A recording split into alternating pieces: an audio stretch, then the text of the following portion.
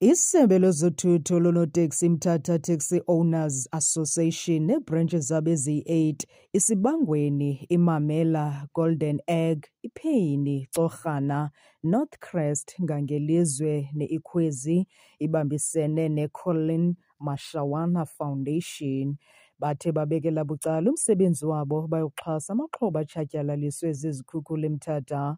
Baye banikezela ngeengubo, ukutya noomatrasi bokulala kwiintsapho ezizibhaqe zingenandawo yokufihla intloko apho iindawo zabo zimke nezikhukhula.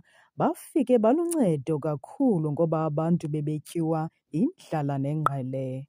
Ukanti omnye wabahlali neyikomiti yasekuhlaleni uNoncedo Patricia Ncube uthi babulela kakhulu koonoteksi kuba bezile bazokubanceda ngoba oko bebelambile khange batye imini le. Ngoku bafumene into esiwa phantsi kwempumlo nezixhobo eziluncedo kakhulu kubo eziquka oomatrasi nokutya. uWashington Nombembe ophuma kwiMthatha Taxi Owners Association usinika ingxelo. Msasazi, okokuqala nxe abantu baye bafumana ezi zikhukhula baluza iintsapho zabo zemka nomlambo zabe namhlanje zisekho emhlabeni. Sithi nxe singuMthatha Taxi Owners Association sisithi uxolweni mabanyamezele.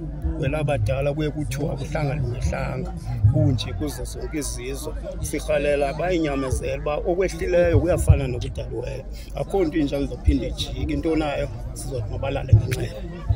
Sekumke umntu omnye iba yilahleko leyo kuthi kuba laa mntu ngulo mntu besizomkhwelisa engezinana ekhumbini. Kuwesi ke ngoku apha kumke i-90 yonke yabantu. Ithetha ukuthi intlungu kakhulu kwicala le-taxi industry. Ithetha ukuthi ngamanye amazwi ishabalele ibhizinesi yethu. Ibuhlungu into eyenzeka uba ingakhange siyilindele uba namhlanje singabe sithetha nge-90 yabantu imiphefumlo ehambileyo.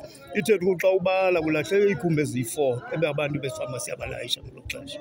uNombembe uqhube wathi unqwenela urhulumente ukuba abanikeza abantu iindawo ezikhuselekileyo zokuhlala khona ukuze baphephe xa kuphinda kufika izikhukhula nezantyalantyala. Okokuqala msasazi wam, kuba urhulumente aba bantu abakhangele indawo eseyifu. Kuthetha ukuthi ke ngokweseyifu indawo engekho phezu komlambo ekufutshane nomlambo. Ndiyokuqala leyo uba kuya ngoku kwethu ingange bangabuyeli kwezaa ndawo beziphezu komlambo. Abakhangelele indawo entle abawakhelwa kuyo abakhele kuba unayo indlela urhulumente. Because nathi uba bekuthiwa sinazo iintsibe bekufana uba siyayithatha enye igrupu siyakhele ngokwethu. Intona ke nathi ke asithathi ntweni, sithi kukhulu koko sikuzisileyo sithi makubekho into abayityayo, kubekho ikoma bazokwazi ukuhlamba ngayo njengoba besekula maholo, kubekho imishayelo, kubekho iimophu. Yizinto esizizamileyo leyo eyamandawo wethu aphelela kuzo.